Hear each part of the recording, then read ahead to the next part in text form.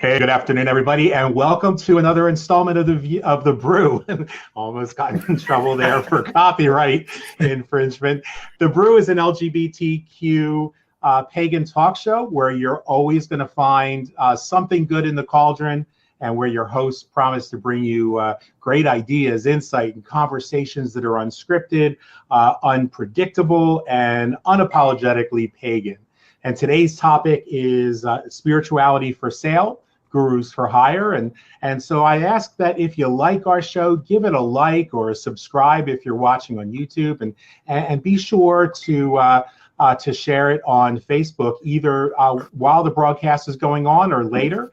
We really appreciate you sharing the love with your followers and your viewers as well.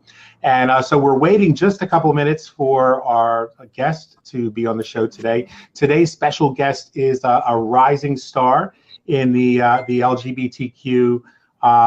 Let's see, what's this saying? Oh, I was just looking at the comments. A rising star in the LGBTQ pagan community. His name is Nico Moscoso. And he's going to be the guest on the panel, assuming that he gets in here in time. I don't see any comments from him, so I'm sure he's on his way. Today, guys, what we're going to be talking about, and I guess I should probably take my playful little "What's up, witches?" and be a little more professional here and get rid of that. What we're going to talk about today, I think, is in what feels like an atmosphere of lead press on new age healers and channels and experts and gurus. And there's our brother. He's coming in right now. Let's go ahead and get that done. Oh, perfect. Welcome, Nico. Hi, I apologize there, guys. I had a no worries. I was just actually introducing you and saying that today's topic is going to be enlightenment or spirituality for sale, gurus for hire, and really what was really exciting to me was this was something that Nico was talking about in a post. In a group that we're part of, and I said, God, I'd love to have you on the show so that we can talk about that. And we're in this sort of environment where there's dangers to the community, especially to the younger or newer practitioners, and we don't want to see them fall for these carpetbaggers, and we want to talk about ways that we can protect one another, protect ourselves, and protect our traditions from predatory money-making schemes, while at the same time honoring what I think personally, and that might not be a shared opinion, but a right that we have as practitioners to be compensated in some way for our services, since for many of us this is what we do for a living. So it's sort of that balancing act. For our viewers, I want to ask you before we get started, if you have ever experienced someone peddling metaphysical services or metaphysical wares that turned out to be bullshit, go ahead and type yes in the comments down below, just so we can get a feel for folks who might have had these same experiences themselves. And so let's get started while we're waiting for folks to go ahead and comment. Let's get started. Nico, I explained before we started, you're a rising star in our community. Why don't you first, in order to give everybody a sense of who you are and what you bring to the table, tell us a little bit about your work and about the things that you do. And you know, we're very informal here. This is an unscripted kind of off the cuff conversation. So feel free to jump in, anybody with any questions you guys might have. Sure. Well, a lot of folks might know me more for the tarot side of things. I've actually got 2 channels here on YouTube, both under the name Scarlet Moon. There's Scarlet Moon, which is just my bigger business channel. I'm actually a tarot reader and an astrologer. And then I'm also, of course, a witch. And, you know, there's also a, sorry, one moment here. I apologize. Sure. Rambo, who everyone might recognize, is getting a bit absolutely. Here. Come here. Hold on a sec. I love my baby, but he is...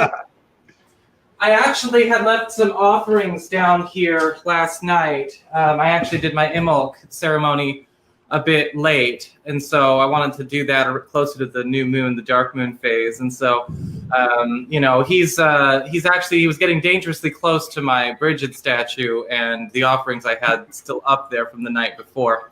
And so but he shows up in a few videos. He's my little bear. He's my little cub. He's my baby. I don't need nobody. See, but the way I would look at the way my business works is, yeah, I've got my tarot channel, which is pretty big. I do horoscopes on a weekly basis. I've got a Patreon where I'm doing monthly horoscopes. And I also actually have a subscription function on Patreon where I'm actually teaching astrology courses. And people can kind of just sign up and be monthly contributors. And, you know, every month or so, I'll be putting up about an hour, maybe 2 hours worth of content teaching about astrology that's affordable and accessible on that subscription basis. And then I've got my smaller channel, Scarlet Moon Magic, where, as you might guess, it's more about magic itself, magical theory, metaphysical theory, you know, mixing in a bit of quantum mechanics, talking about things like manifestation, correspondences, and, you know, just kind of focusing a bit more on, I would say, more like the old age side of it, but mixing in a little bit more of that discussion. How do we marry the new age and the old age? Because I don't think all new age is bad, you know, but when we say things like enlightenment, we say things like ascension, we say things like awakening, those carry a certain amount of weight to them. And to some people, that might be a little bit of moral weight. Some of that is part of a personal journey. And there are people out there that want to monetize that. I think I've noticed, you know, I mean, I've been in business here now about 6 years. We're coming up on 6 years here on YouTube. So, and I noticed about late 2014 through about early 2016, we kind of hit this peak in saturation of all these people kind of jumping on. You know, they want to be a part of this. They want to start providing services. Some of these people are going through their own journeys and they're deciding they want a spiritual business, that they're going to start with that. And, you know, when I first started, there was maybe 20 other tarot readers out there. Now there's like 1,000, you know, I mean, I started, there was maybe, you know, yeah, about 10 to 15 astrologers. Now there's about 1,000. And, you know, it was just kind of interesting to watch this. I don't want to call it a trend, and I don't think it's a fad either. But it's interesting to watch this peak, you know. And I think that for myself, what I would like to do is what I kind of feel my mission is, I guess you could say, is make it real for people. When I say make it real for people is sort of, again, bring in that side that we as witches already understand, that this is real, that this isn't an exercise. These aren't mental tricks. You know, these aren't things that we do just as part of, I guess you could say, personal development. That's a byproduct of the real work we're doing. And my issue is that, I guess you could say, what could be considered a bit more popular, more mainstream, is kind of diluting it into just more of that kind of stuff. But what happens is that's where you get that predatory business, right? Everyone's talking about empowerment. Everyone's talking about healing. Everyone's talking. So you have these sort of Dr. Phil attempts at spiritual practice and witchcraft, and especially now that I was talking to a friend of mine the other night, we're kind of coming back into another little media occult revival like we had in the late 90s. You know, back in the late 90s, it was, you know, Buffy and all of that kind of stuff, and everyone was real into it. Now we've got that coming back again, funny enough. And I think it's up to us as witches who have voices, who have platforms, to keep, you know, to encourage the intrigue, and maybe if there is an interest, nurture that, but make sure it's genuine. Does that make sense? Absolutely. Yeah. Absolutely. Raphael, why don't you jump in there? I know I could see you chomping at the bit. Nico was spot on. I speak in paragraphs. I'm sorry. That's no, good company. You're in good company with this group. Currently, absolutely. I'm currently fanboying hard on Nico right now. I've been watching him for about 3 years, and I think you're brilliant at what you do. And I actually really like your message, and it really is sincere. And one of the things that I totally agree with you on is, you know, absolutely be open to people. But we talked about this on a previous show as well. This work, a part of it is work. You have to do the steps that are going to get you there. And this whole thing is for sale and stuff like that. It really is. You know, you mentioned that, and I totally agree with you. And I think we see a lot of this in the, you know, twin flame readings and the soulmate this and the. One of the things that I recently did a video on was the true meaning and the true power of what an empath actually is. And I know I pressed a lot of buttons in that video. The response was really good, but I really think it's true. You have to define what the term actually means, where it has come from, and to make it a label so that they can kind of wear it as a badge to do what they want, say what they want, pull all of the soul out of what we actually do, and present a shiny product at the end that's only $9.99. It doesn't work that way. Yeah, absolutely.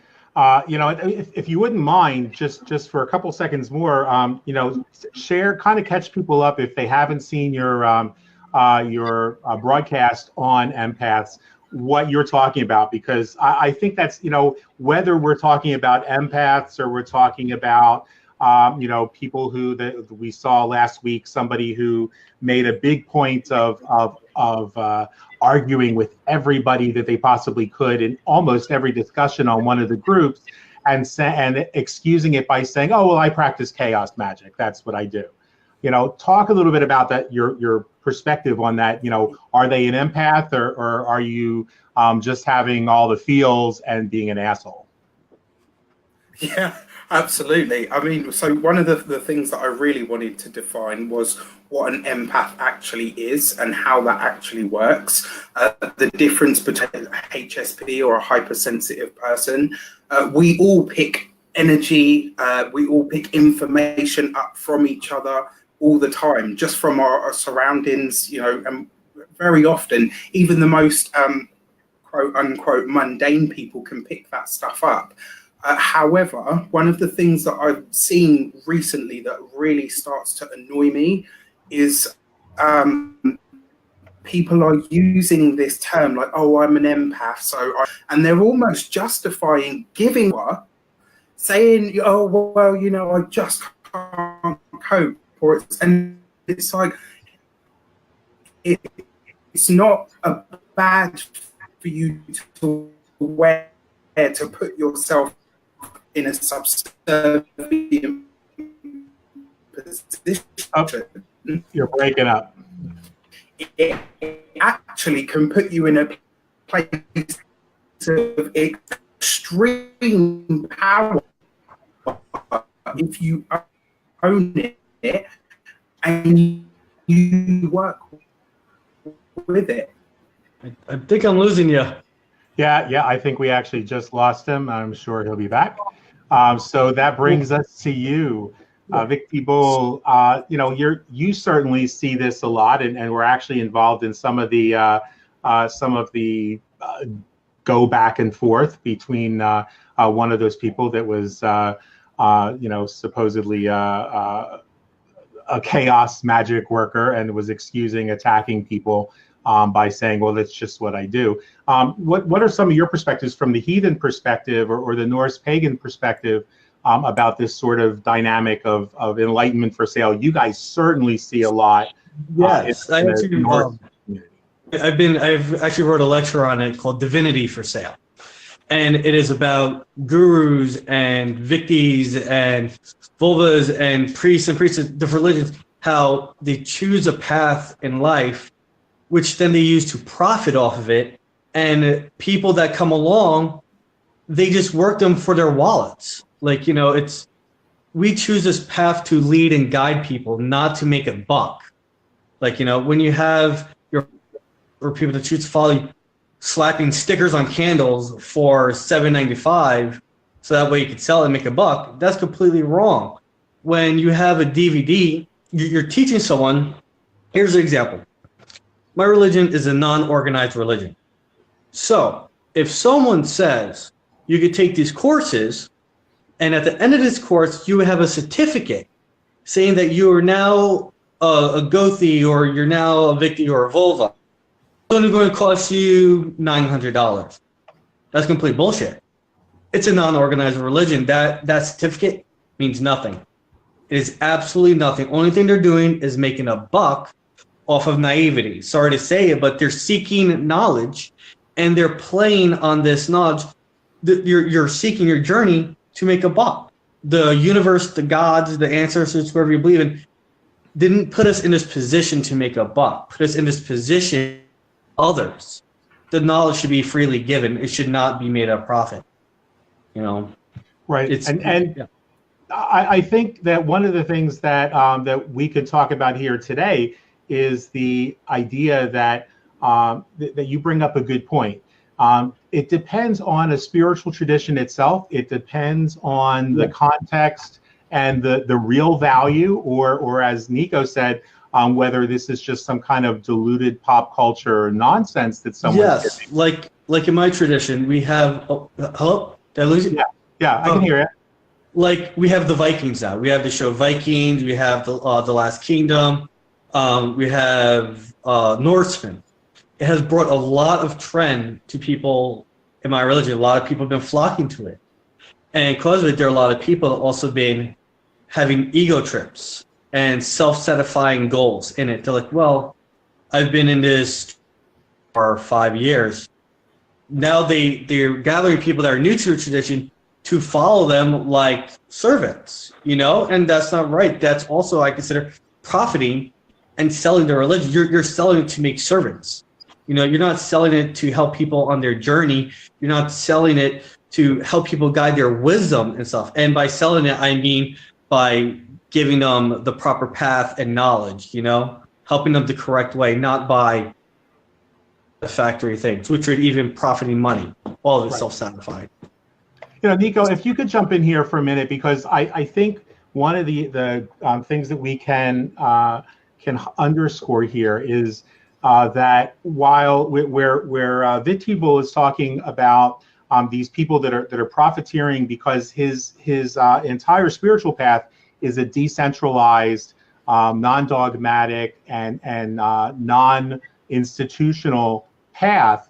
For us as witches, are historically, witches have been compensated, whether in the old days with food, a chicken, whatever.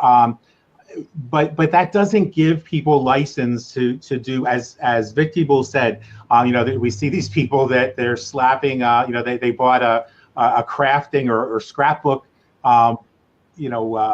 printer, and they're slapping a sticker on a candle from the dollar store and selling it for $7.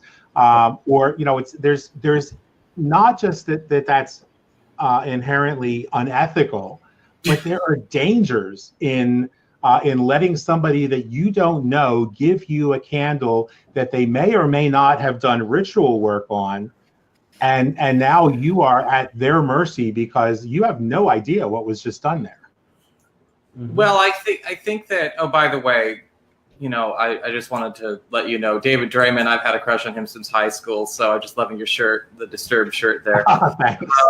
But the thing is, I think that this is actually bigger than just paganism, even though we're going to bring it back to it. When you think about what's in right now and what people want as far as the collective consciousness is concerned, that's another loaded word when you think about it. But, everyone is kind of looking for a shepherd, which is too bad. And I think that we as witches and we as heathens and we as pagans, and in my case, I am a chaos magician, but I treat it more like a martial art. It's a very personal thing. It's not about finding a life coach, but a lot of people out there are in a situation where they're having a really hard time coping with the very real truth that whether they want to accept it or not, we're all alone on this journey. So they are willing to purchase these things. It's kind of like when people jump in on these other movements, even these non-spiritual movements, when we talk about things like the manosphere and the red pill guys and all of that, it's like they're just looking for a shepherd and they're having the same thing happen. They're coming in with an emotional need. They're looking for shelter. They're looking for instant community. And all of a sudden, you have this predator who's basically, they're not helping them. They're not really changing their lives. They're not really fixing anything. They might sell them some vitamins. They might sell them a candle, whatever. Nothing's happening. But people, I think deep down, a lot of people know when they're joining a cult. And even if that is just a cult of personality, a lot of people know when they're joining a cult, and they will do it anyway. And I think that maybe there is something to be said for also maybe us taking some responsibility in getting away from the language and the lexicon of this is shelter, come here for healing. We're not all healers. I'm sure as hell am not a healer. Any healing that comes from me is a byproduct, and it's certainly a fringe benefit from what I do. But that's not what I post myself as. But if there is a demand, a market demand for a shepherd, for whatever reason, people are going to sell their souls. And when you have people out there, whether they're in whatever community, willing to make a buck off it, they will. And that is the mentality that needs to be challenged here. You're not going to be able to stop those people, right? Whether it's the pickup artist or the chaos magician or the empathic trauma healer of I was with a narcissist 20 years ago and I lost 20 years of my life because I just won't leave that situation or leave that situation alone, or I'm on the quest for my twin flame even though they're, straight and married, or whatever the hell is going on. There is this big need to challenge maybe why that is so easy to bite off on. I know it sounds like I'm victim blaming, but at the end of the day, our power is our dollar or our pound or whatever our currency is. And so the only way to take that down is to challenge where that's going. Because again, people want instant community. They need to be empowered to actually know that they don't need instant community. How many people have been a part of a gay pagan circle or a gay pagan Facebook group, and you get a lot of folks showing up? They're not looking to learn. They're looking for friends. They're looking for people. How many times have you gone into a group and then there's all of this, the posts are like, what happened to all the tops in New York City? All of that kind of weird stuff that sort of has nothing to do with the actual practice itself. If you look and see what is going on, you can kind of see the symptom of a profound loneliness or a profound, desire to believe and be a part of anything, because deep down, I think a lot of people know what they're doing. And yeah, when people are slapping stickers on Dollar Tree candles and passing them off as magical, that's also a symptom. Because a lot of these people, this is where I think I might get a lot of flack, so whatever. We love that. A lot of the people who are going up as these gurus, who are going up as these enlightenment, empathic, healing, light worker, coacher, ascension, master, healing from the narcissistic wounds, trauma, karma, crap, a lot of these people are just as their community is. So sometimes you don't have somebody as a predator, you have somebody as a collector, and they're trying to amass a support group around themselves and charge them money.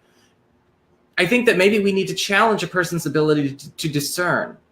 If a person can't actually see, this person is not capable of helping me because they haven't fixed the problem I'm trying to solve.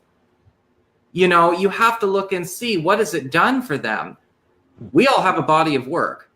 You know, that you can kind of watch a person's journey and be like, okay, yeah, they may have had it may have been evident in a few videos a year ago that this person was doing something or going through a shift, but it looks like they came out of it.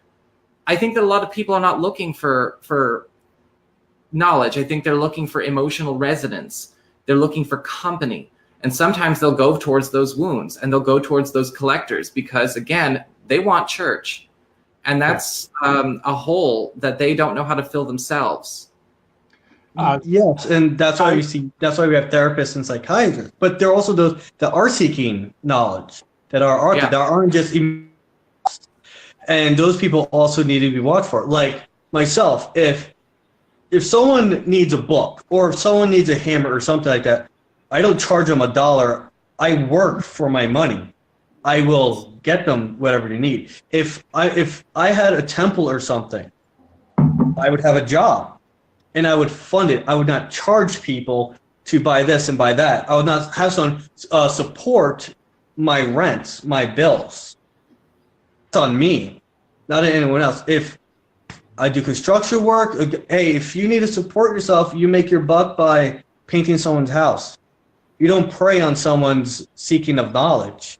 You know, I run into a lot of people like that are seeking knowledge, and they get denied because they don't have the buck that other people are charging. And I think that you're right. I think that dedicated people deserve access, because I can tell you right now, there are plenty of people that I've had who are, you know, I've had people ask me, are you a certified tarot reader? I was like, what the hell are you talking about? You know, there's this idea of, you know, again, the dollar to be made or the dollar that you charge is a sign of your worth. And that's not necessarily true. I mean, when I do my services, you know, if I'm going to charge, you know, I charge for readings, I charge for astrology. If people ask me if I can do something that I don't do, I refer out. You know, I'm not gonna walk my way through it. Some people will ask for things that I just plain don't do. I don't do spells for hire. I don't do any of those kinds of things. But I think that there's this expectation that's going around, a consensus expectation that, you know, that everyone's out there for it. But again, I think it comes from people willing to pay, you know, and I think that Jason's got a point. You know, we should be making that knowledge more accessible. You know, if you have a body of work, I mean, I do charge for my tarot lessons. I charge for tarot lessons, and I do charge for my astrology courses, but they're incredibly affordable. You know, we're not talking hundreds of dollars here. And I think that maybe the thing is that I think that there should be a little bit of a financial gate, because, I mean, if you're going to work for your money, right, you should be compensated for it. And I think that works in a lot of cases. But I think that maybe what we're talking about is this idea that a person should be charged to, you know, to receive common sense. You know, some of these things that people are putting out there, it's not necessary to charge them for, right? Love yourself and all of that kind of crud. I think that working for your money is very loaded. Maybe we should unpack that a little bit if I'm going to throw it back to Jason. It's a little loaded because a person could argue that the fact that they edited and put a video on YouTube is sufficient enough amount of work. Or somebody might, you know, take that and say, well, you know, yeah, if somebody wants access to Nico's astrology courses, they got to be a contributor on Patreon. Omitting the truth that it's only a minimal contribution of $1 a month, but you know, it's sort of like how do we distinguish what's going on there? I'd like to jump in there. As leaders in a spiritual community, it is our job to help people within our communities in any way possible, and making a buck is helping. Like if I'm going to go and help someone with their education to study and learn, that they cannot easily get the knowledge, I can't find the knowledge, I'm not going to charge them for this knowledge. I'll say, do you have a little place for me to set up my tent? That's all I need. Sure. You know, well, nothing more. Let me jump in there, Vicky, if I could, because I think that there's that what, you know, and I love the fact that we're getting multiple perspectives on, you know, here. But I think one of the things that's often missing in the conversation is sort of that understanding, that awareness and respect for the differences in traditions. Now, if you feel like everything that you do, it would be wrong. I don't like being a chaos, which I don't particularly have much use for terms like morally wrong and all of that stuff. That those constructs do nothing for me. But if on your path it would be wrong to charge anyone for anything, then that needs to be respected and understood. But I think in the greater community, we also need to understand that just as you said, hey, if you need to pay your bills, go and get a job. I can tell you, having been a strega for 40 years, this is my job. This is what I do for a living. Yeah. And while there are certain things I teach and teach freely, just as I know that Nico does, as I know that Raphael does, we give to the community. We bring that value, but as a result, we also have a right. I'll go so far as to say to be compensated for what we bring to others when it has legitimate value. Now, I want to comment real quick on, or I want to get to the comments here. Jason said, I approached many teachers, mentors, and guides in some traditions who said that sharing knowledge should have a cost. Are there instances where it's appropriate to pay with money or in kind? That's sort of what we're talking about right now. But I think a bigger comment here that we want to get to is Richard Levy, who says we need to stop worrying about protecting the young people in this way. Learning discernment is something we all learn or don't learn along the way. By all means, challenge and inform people, but there's too much control when we focus on protecting the young this way. And to that, and I'm gonna let everybody else comment on that, mindful that we have 15 more minutes. So if we go 3 or 4 minutes each on that, this might be a topic that we pick up again next week, because I think it's an important one, and I think we're making some headway in the conversation. But Richard, I would say personally to that protecting the young, every single one of us has been there, done that. We've had our moments of I'm sorry, I can't do two things at once. So my URL, you guys will just have to get at the end of the video. There were times growing up when each of us, whether growing up in terms of numbers of years or numbers of years of practice, have had to learn. And nobody, I don't think, is saying that we have to prevent people from experiencing those obstacles, because the obstacles are indeed the path itself. But I think that in an era and atmosphere in which there's such instant access to information, misinformation can be dangerous. And I would suggest, for me personally, that as a witch, if I don't do what I can to protect someone from being misled or harmed or doing damage, then I'm not doing my job. And please don't misunderstand that as my subscribing to the Wiccan Read. For me, my witchcraft is not a religion. I don't do religion, and I don't subscribe to anything Wiccan. While I have great respect for their path, it's about the farthest thing from my path that you could get. I just feel that it's incumbent upon me as an elder in the community, and probably by far the oldest one here, that if I see somebody, getting ready to harm themselves, it's that, to use a cliche, see something, say something. Guys, jump in now and let me know what you think. Well, yeah, when I see a post or something and I see someone being misled with wrong information, I immediately jump in. Like, well, that's completely wrong and stuff. And you've probably seen the meme on Facebook how something Lincoln said something about the internet or whatever. I can't remember it, but how everything is misused and misdone. And it's like, yes, there's a lot of misinformation. And we have scholars, professors, archaeologists that have done research and studies. And yes, you shouldn't go by someone's word. You shouldn't go by what someone just says. It's very true. A person will mislead.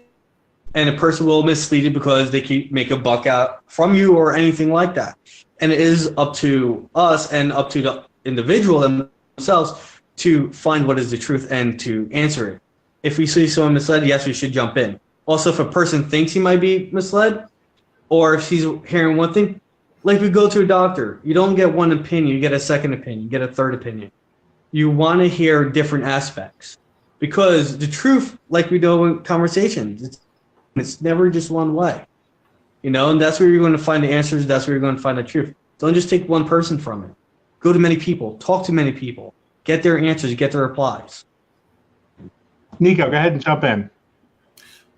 Well, I think that maybe there's also some room to play here, because I like Richard's comment, because I remembered a conversation I had with another YouTuber. Some of y'all may know her, Ember Honeyraven. She's fantastic. This was a conversation we had a couple of years ago, and I was actually bringing up the discussion of, like, we're missing the trial by fire.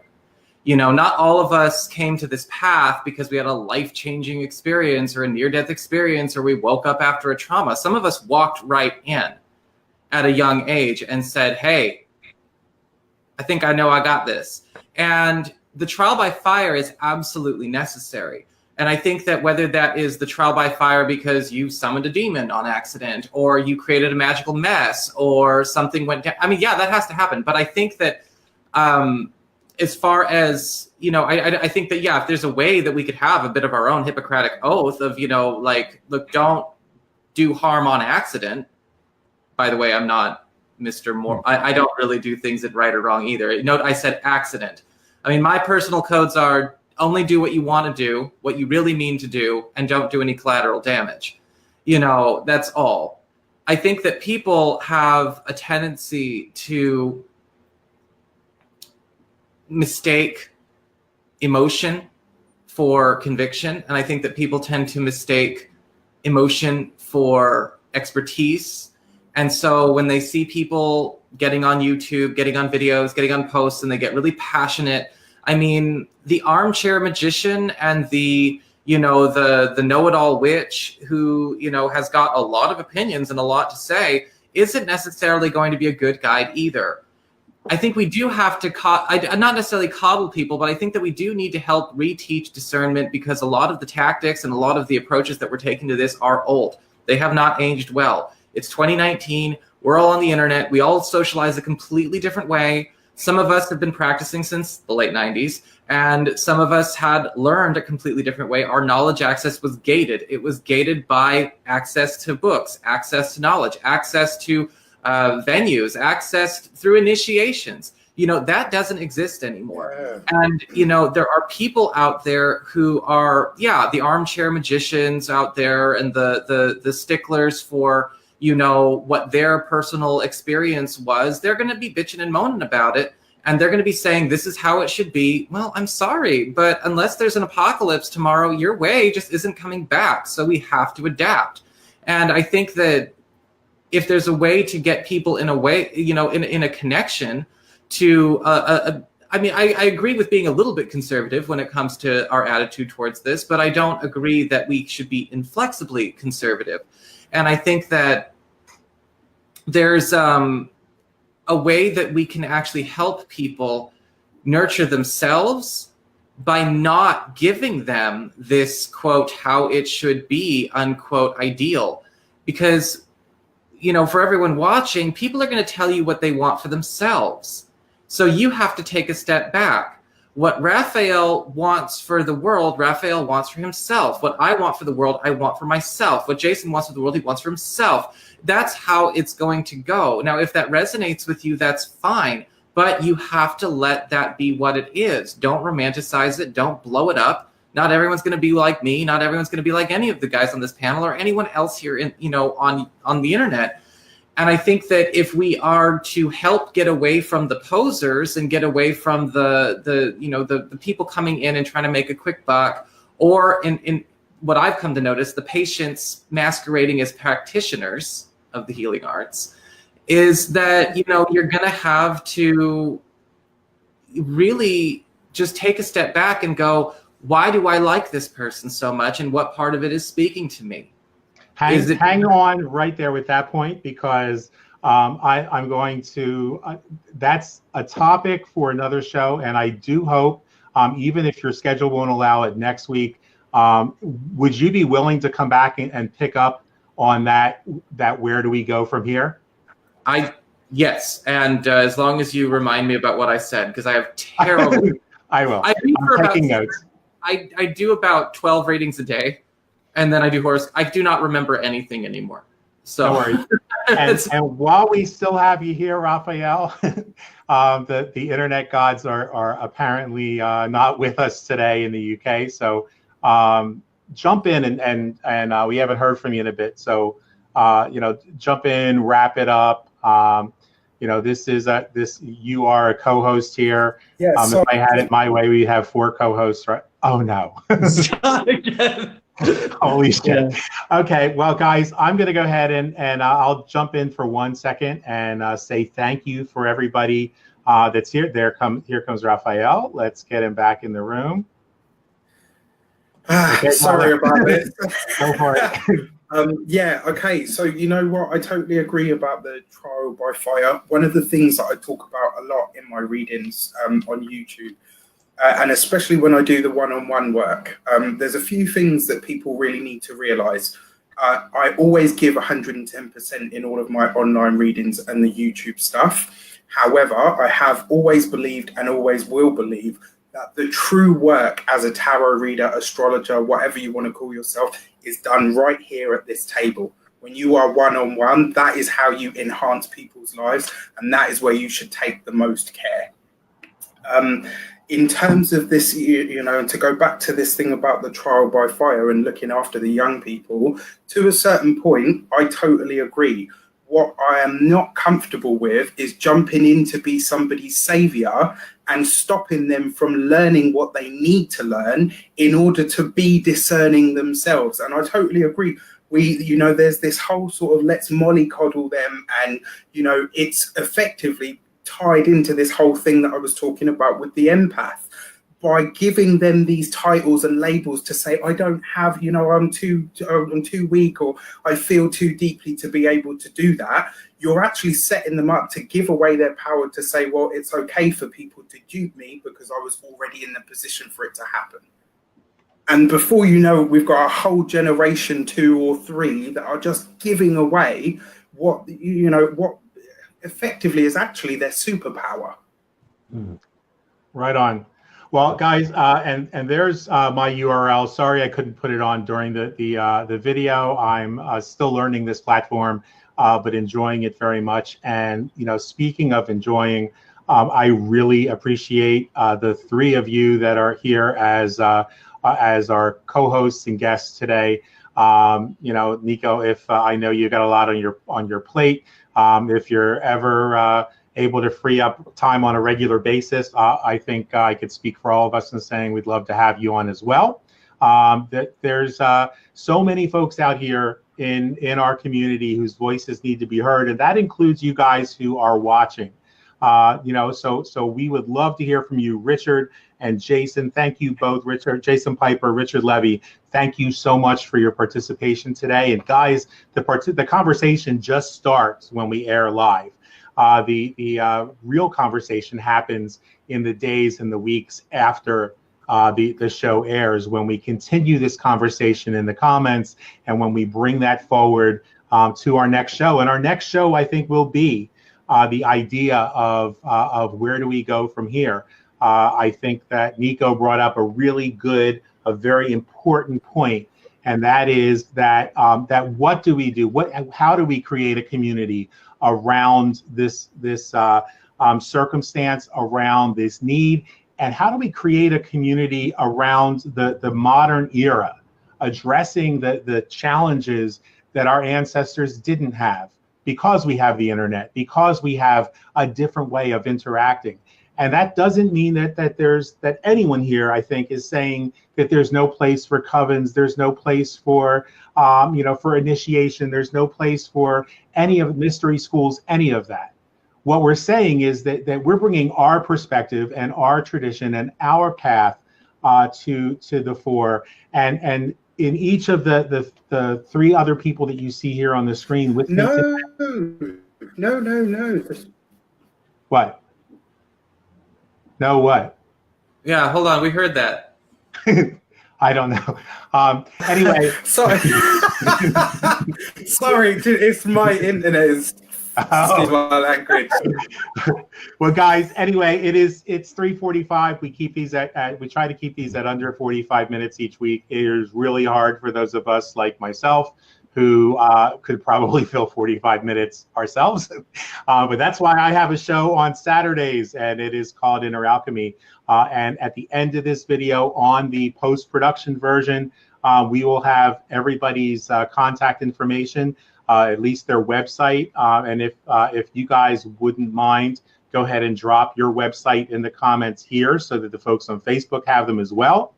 And I want to thank Nico Moscoso, Raphael Ray, and Jason Victibull.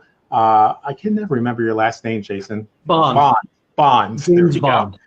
go. Thank you for being here, guys. Thanks for bringing your perspective and your passion and love for the path. And until next time, guys, I encourage you, as we do every week, to stay in the moment, to be grateful for what you've got. Because if you can't be grateful for what you have right now, there's no reason to think magic or metaphysics or crystals or anything else is going to make you any happier. And always remember, the best is yet to come. We'll talk to you soon. Thanks, everybody. Thank you. Thank you.